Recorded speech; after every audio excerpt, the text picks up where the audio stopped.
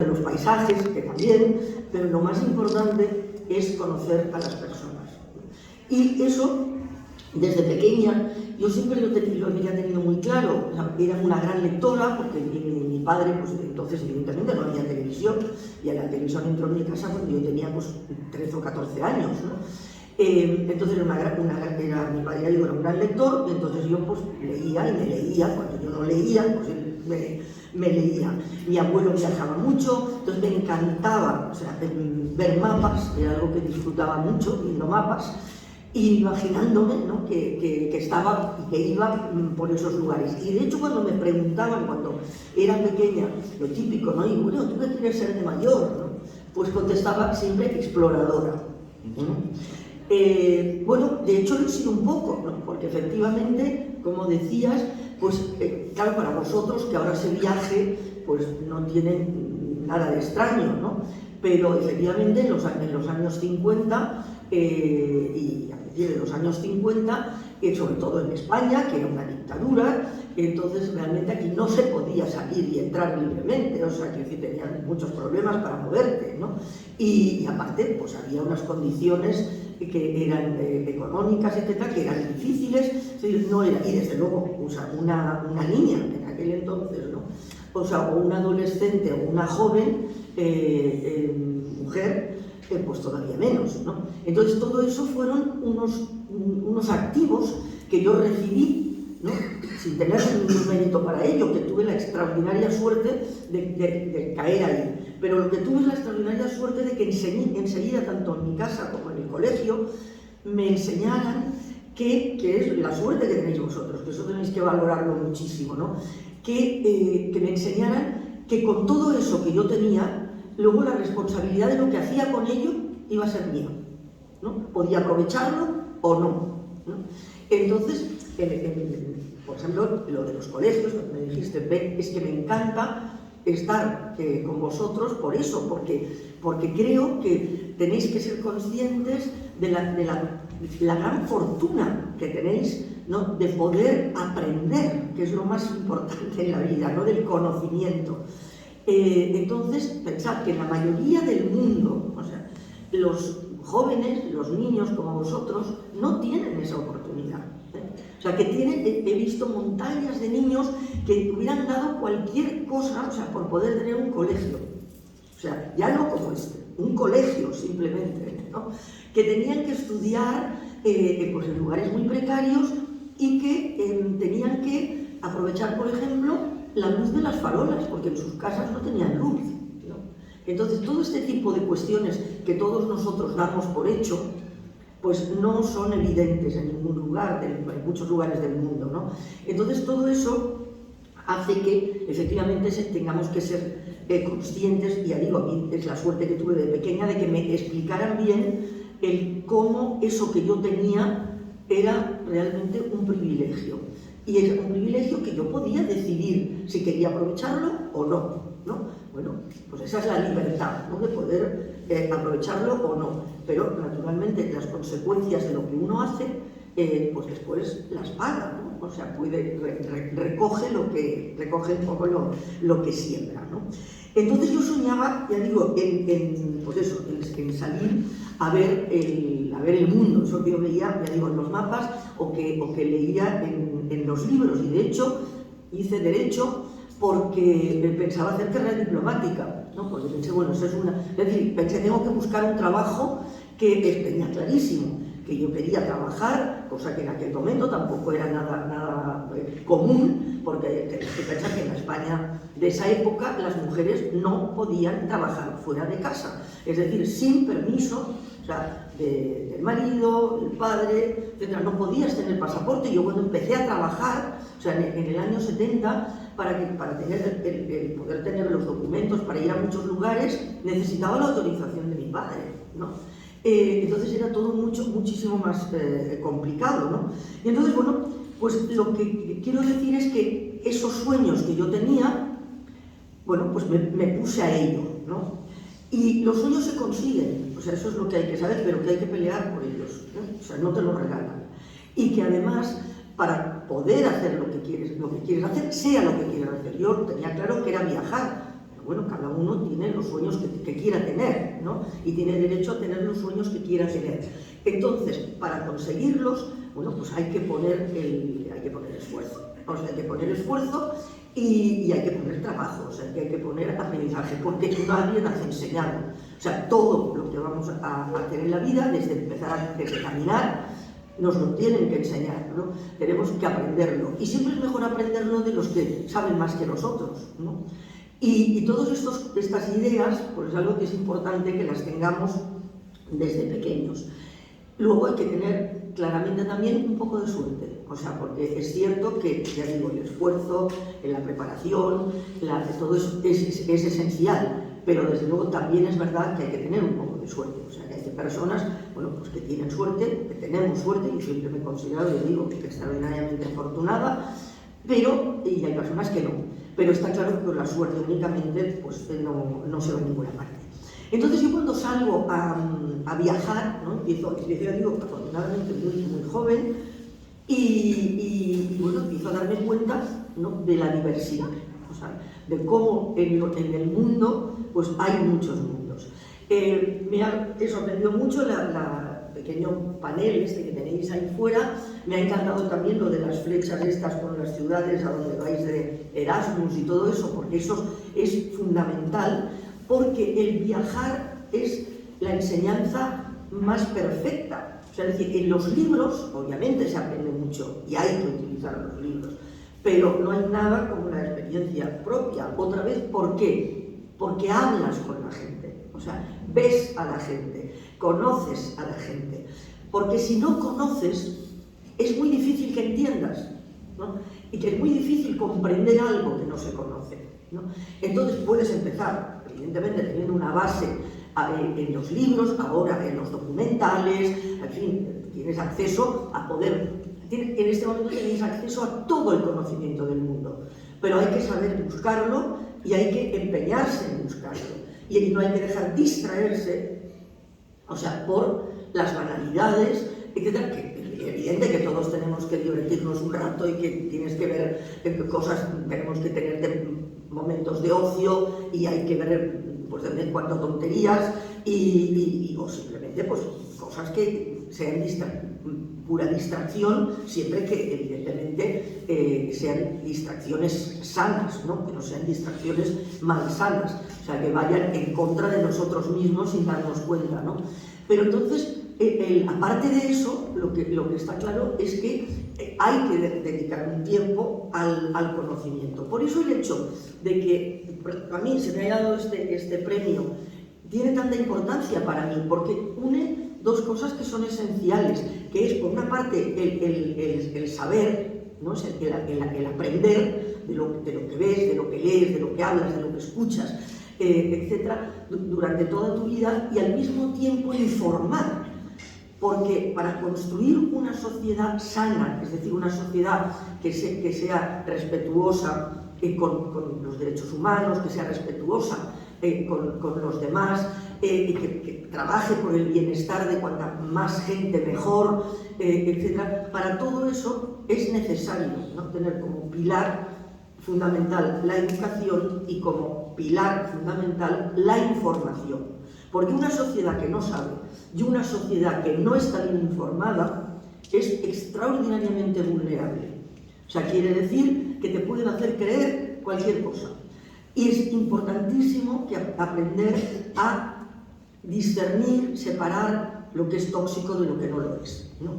Entonces, yo cuando habéis visto ahí una foto, porque bueno, ya tengo aquí mi reloj para no pasarme más de la cuenta, habréis visto una foto, si os lo habéis fijado, que hay una furgoneta de colores, ¿no? Bueno, pues con esa furgoneta de colores, ese fue mi gran viaje iniciático, digamos, ¿no?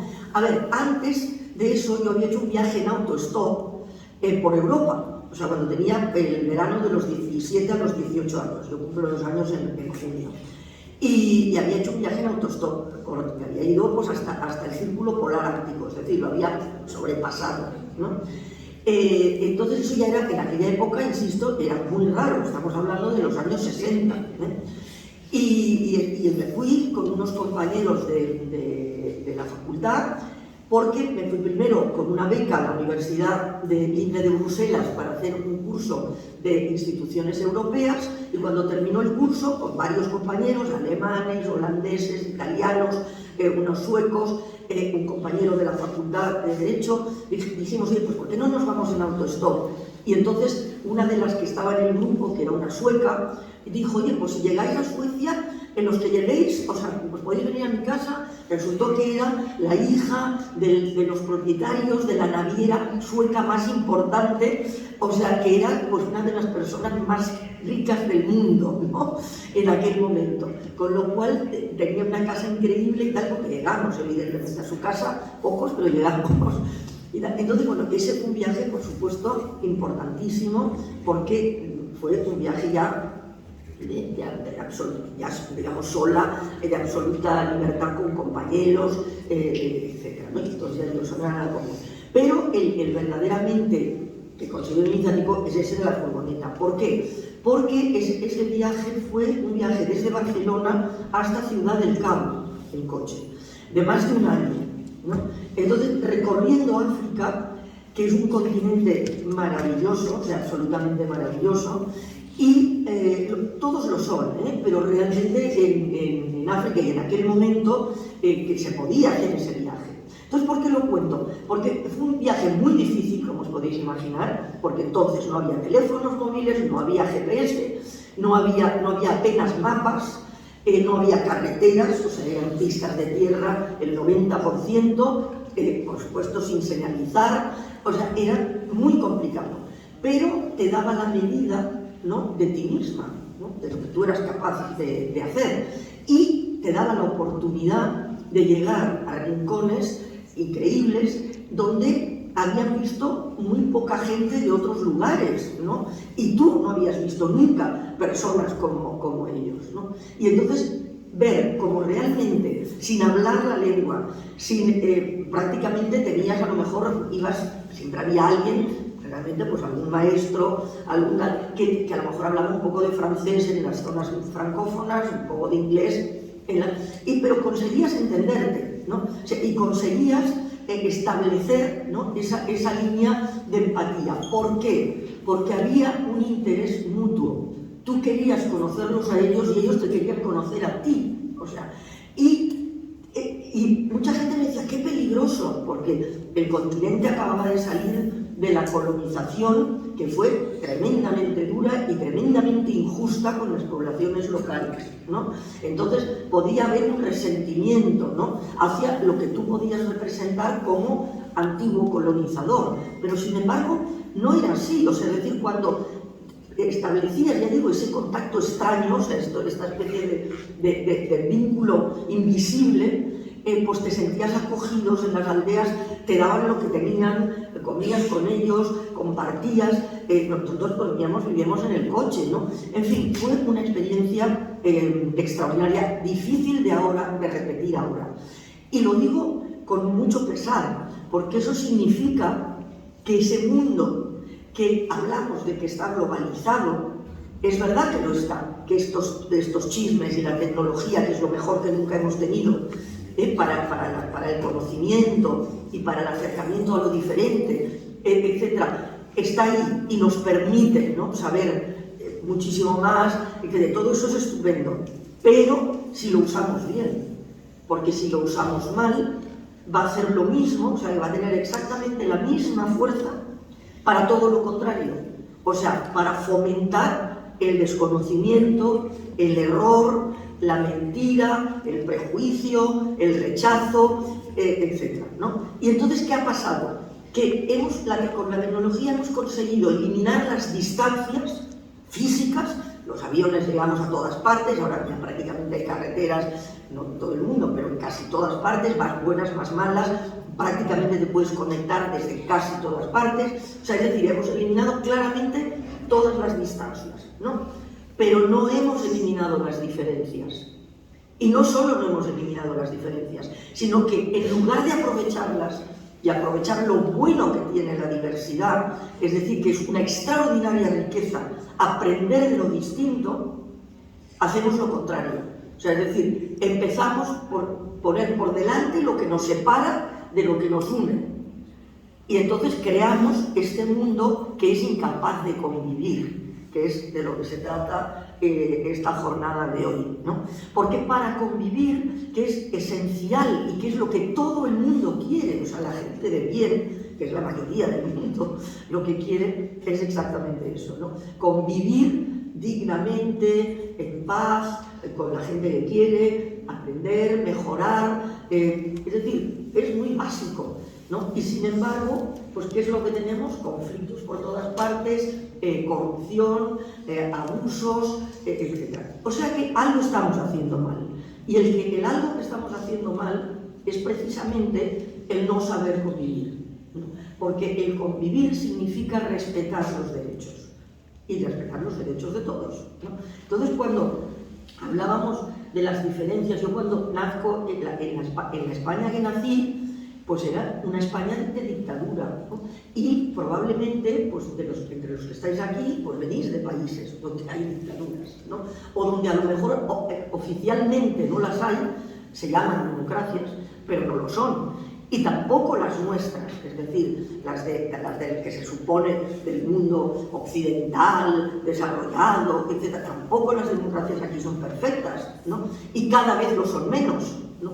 Porque cada vez hay fuerzas más interesadas en que lo sean menos, porque, bueno, pues hay digamos, un entorno de priorizar, ¿no? el lucro, ¿no? de precisamente, ¿no? Ir rompiendo todos esos valores que son esenciales para la democracia, pues irlos minando y crear como objetivo único de la vida, pues lo material, ¿no? El poseer cosas. Y lo importante no es poseer cosas, lo importante es ser persona, ¿no? Entonces todo eso a lo largo de los viajes lo he ido aprendiendo. Entonces tuve la fortuna enorme de poder trabajar en algo que además, ya digo, me daba la oportunidad de permanentemente estar en momentos muy difíciles o en momentos muy alegres, o sea, trágicos o alegres, en distintos lugares del mundo.